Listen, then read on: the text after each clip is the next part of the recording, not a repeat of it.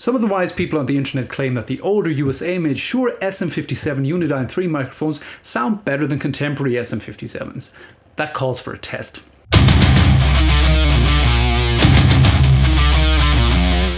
Now, as you're looking at this, you might ask yourself, why does a dude who doesn't record bands have 11 Shure SM57s? To which I'd answer you, I don't know. I can't really explain how this happened. There's just something wrong with me. However, that gives us a good basis for a test. Last year I went down a rabbit hole about the Celestion Vintage 30 guitar speaker in great detail, as you may know if you're familiar with me and my channel. If you don't know that yet and that sounds interesting to you, there's a playlist on my channel for you to check out. But the Celestion Vintage 30 is just one half of that iconic combination that made the sound of my formative years. The other half of that is the Shure SM57 dynamic microphone. And since I did my tests of the Vintage 30, I learned that not all Vintage 30s are created equal. Some of them sounded just a lot better to my ears. I often wondered if the same applies to the SM57 microphone. Now, I'd assume that the differences between these shouldn't be as large, for one thing because there's no paper membranes used in these, but as I said in the intro, some people claim that the older USA-made microphones sound better than the newer Mexican ones, or in the meantime, newer Chinese SM57s that Shure make. So my objectives for today are to find out how much do these microphones differ between each other, and do these two USA-made microphones have a specific sound to them that the others don't. To do that, I'm going to do the following. I'm going to record frequency response graphs using Room EQ Wizard with the same rig with each microphone in the same position. Additionally, I'm going to reamp a riff through my Lichtlam Audio Prometheus the same way, because for one thing, I love looking into the camera and saying Lichtlam Audio. Secondly, I think it sounds great.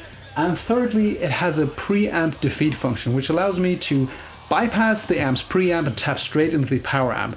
That way I can do reamps and the Room EQ Wizard sweeps in one go without having to replug anything and thus risking changing settings by accident. So this amp is the perfect candidate for that job. But before I do that, let's look at the microphones first, because I have 4 different aesthetic iterations of the Shure SM57 here.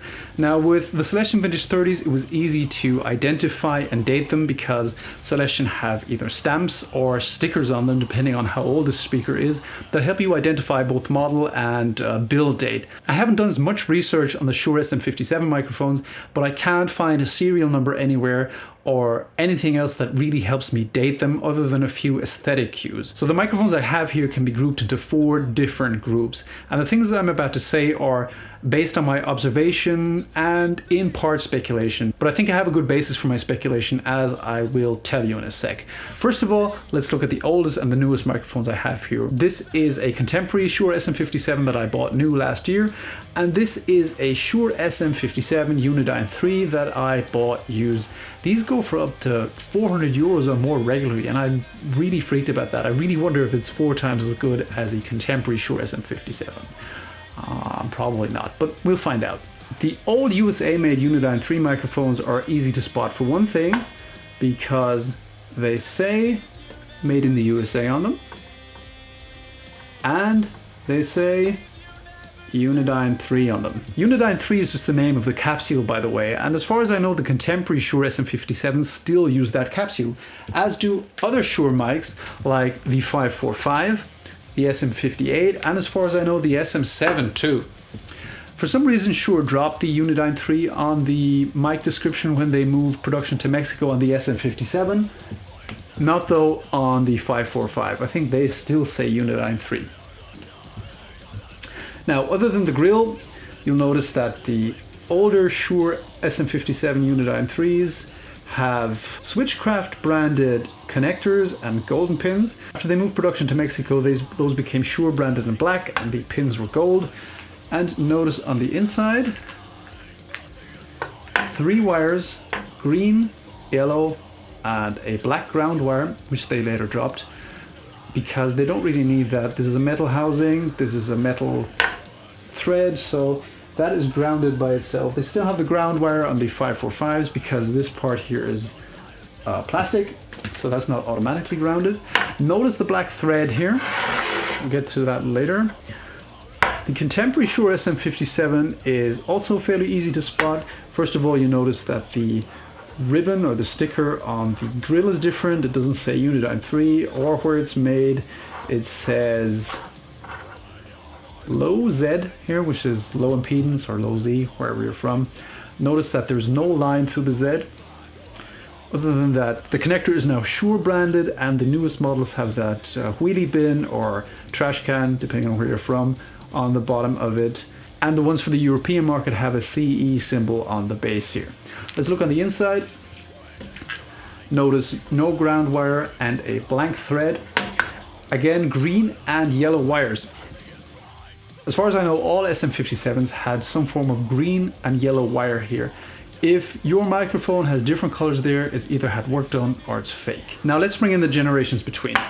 These two microphones look almost identical to each other, but they look different both to the contemporary SM57 and the Unidyne III that was made in the USA. The difference is in the ribbon on the grill. Notice that the Z is thicker and it has a line going through it. Also, they have Shure branded connectors, but there's no dustbin or trash can on the bottom. And the only difference between the two on the outside is down on the handle. Notice one has 2 holes and one has 3 holes. How can I tell which one is the older? By looking inside. One of them has a black thread like the Shure SM57 Unidyne III, and another has a blank thread. Oh look, the wires on this one broke. I'll have to fix this before the test.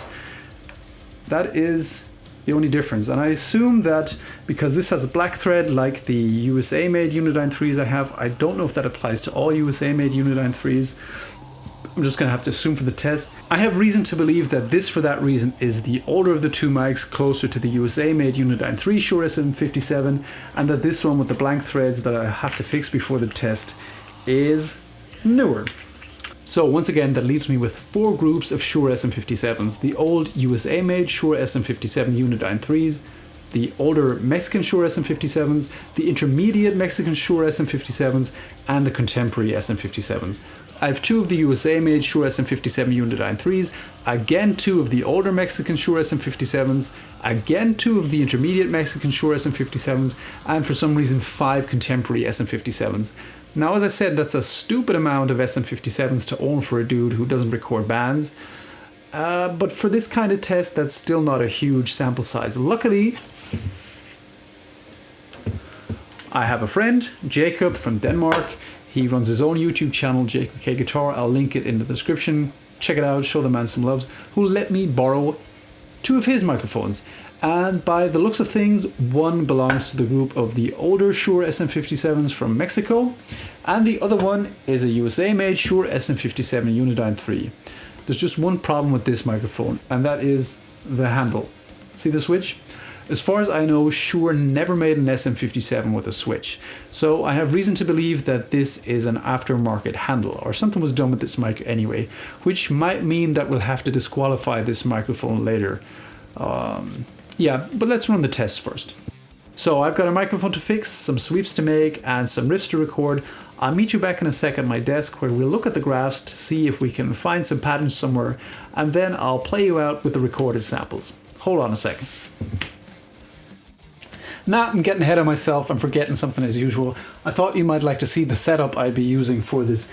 This is the aforementioned Lichtlam Audio Prometheus, an amp of the highest dopeness, and I'll be using my Mesa oversized slant cabinet here in lovely green. This is the prettiest cab I own, and it's loaded with the finest vintage 30s from the year 2003.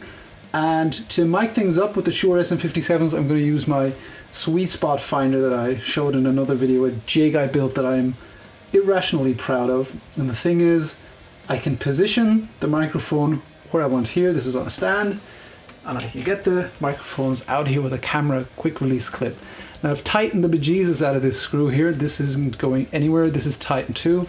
So I can take the mics out here, stick them in here without having to worry that things will get moved here and I won't find the exact same position. I've mounted another slider on top here to modulate distance, and I'm using this high-tech plywood board to set things up the same. Just pop this on here, move this just so that it's touching, slide it back out to ensure that every microphone is positioned the same way. Now I do think this is all See you back in a sec.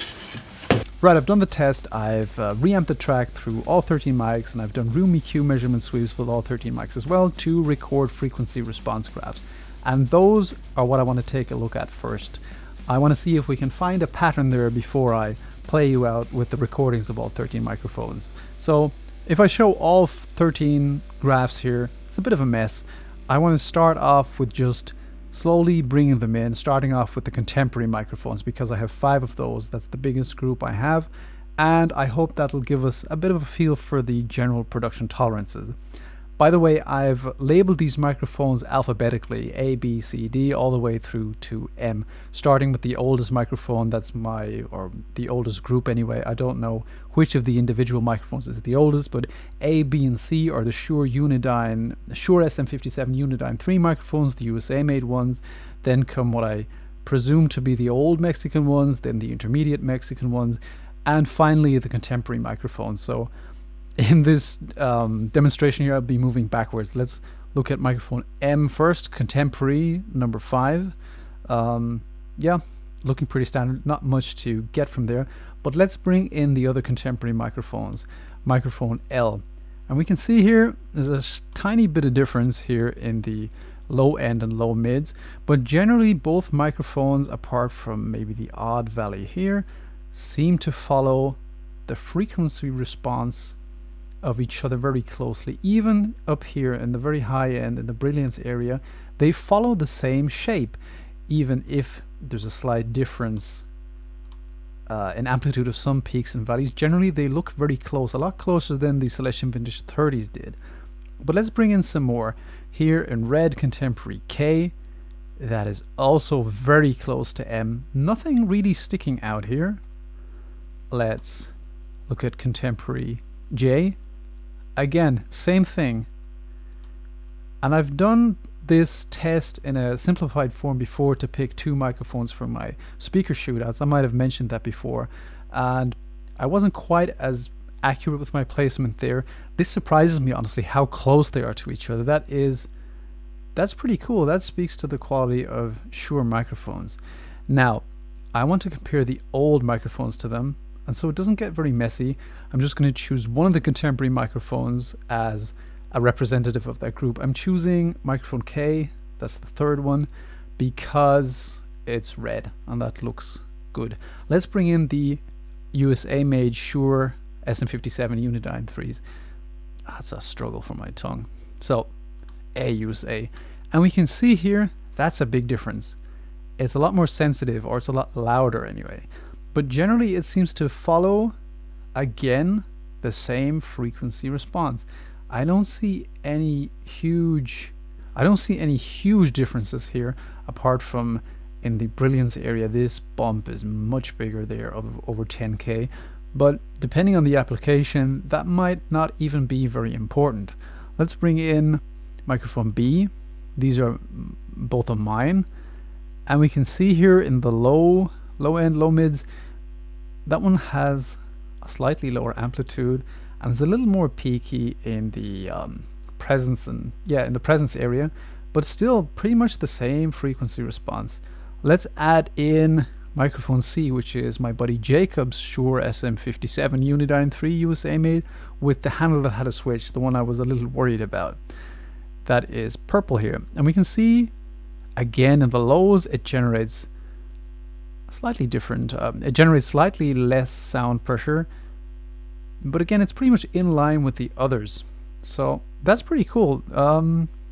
We can keep that in the analysis. It looks pretty much like the other Shure SM57 Unidyne IIIs. So let's take 2 of those out and keep one representative from that group again. I'm choosing the first one here because yellow is a strong color in this too. We'll be able to see it very well. Let's add in the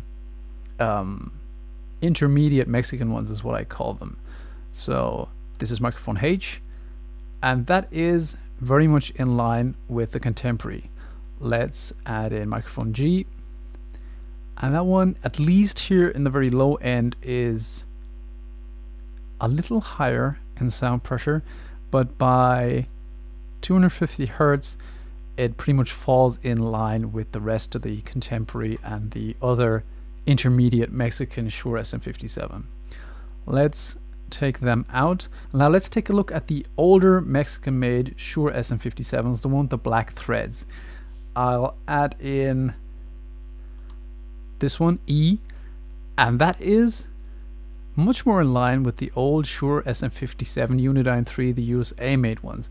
It generates much higher sound pressure levels in the lows and low mids, and generally follows the same frequency response. Let's add in my buddy Jacob's. Lower sound pressure levels in the lows than my old Mexican Shure SM57, but again more in line with the Unidyne III microphones than the modern ones. Now finally, let's add in my other one, F.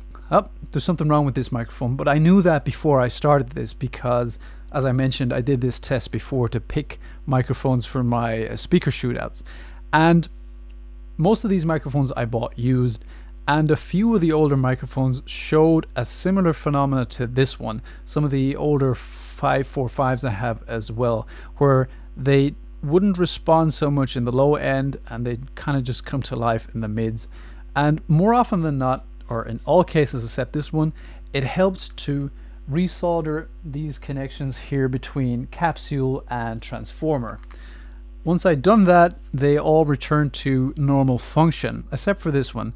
So I presume something about the low frequencies being transferred doesn't agree so much with old solder joints, but not this one, unfortunately.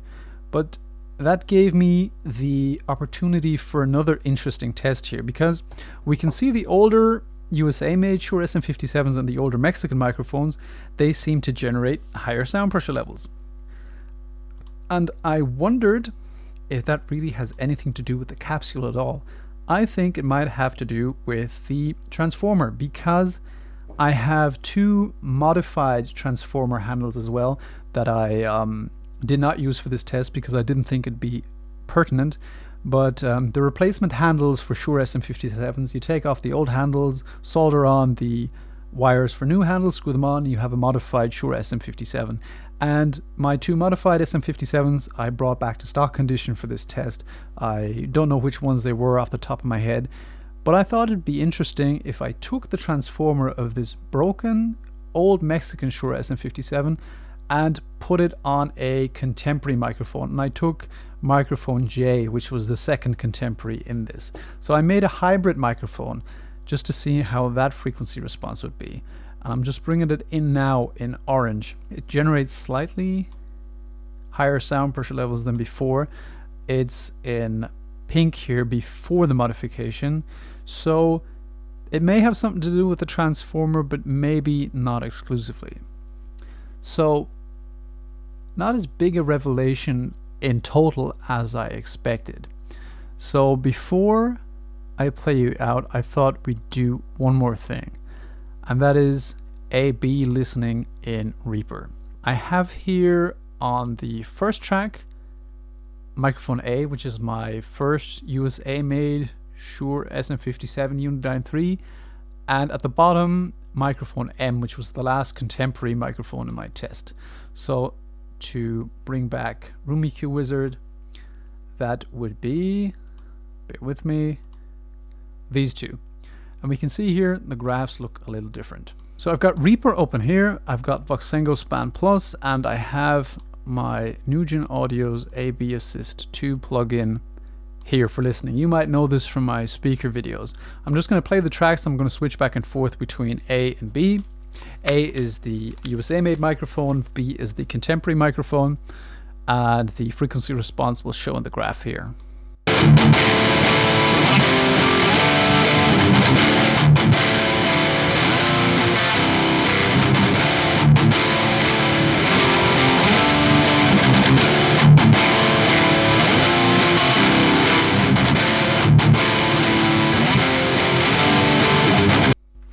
And they sound quite different. Obviously one is much louder than the other, but how much of that difference is just sheer volume? Is there any tonal difference at all? And to do that, I thought we'd normalize the tracks. Bear with me. Normalize to -8 dB. Boomf.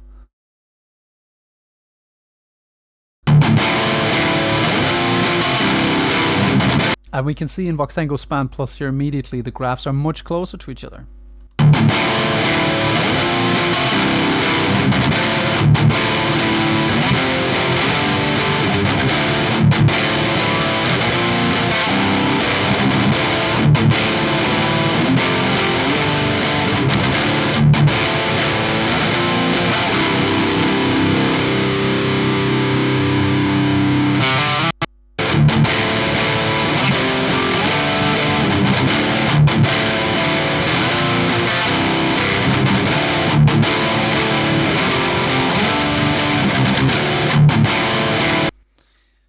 Still a tiny difference, but it's not large. It's very subtle, just a bit of a difference in the high end and just a tiny bit in the low end, but nothing to call home about. So in conclusion, is an old USA made Shure SM57 worth 4 times or 5 times or even more than a new Shure SM57? Well, that's for you to decide. In my opinion, for me personally not. I'm probably not going to be spending more than new prices on an old SM57 anymore. In fact, the consistency of the production over how many years surprised me here, far more consistent than the vintage 30s were. Although you can't really blame Celestion for that. Paper is a difficult medium and there's no paper in these as far as I know. So that's all I've got for today. Thank you so much for watching. I hope you enjoyed this little test and I hope you'll be back here for more tests and speaker videos. Thank you so much for watching. See you next time. Bye!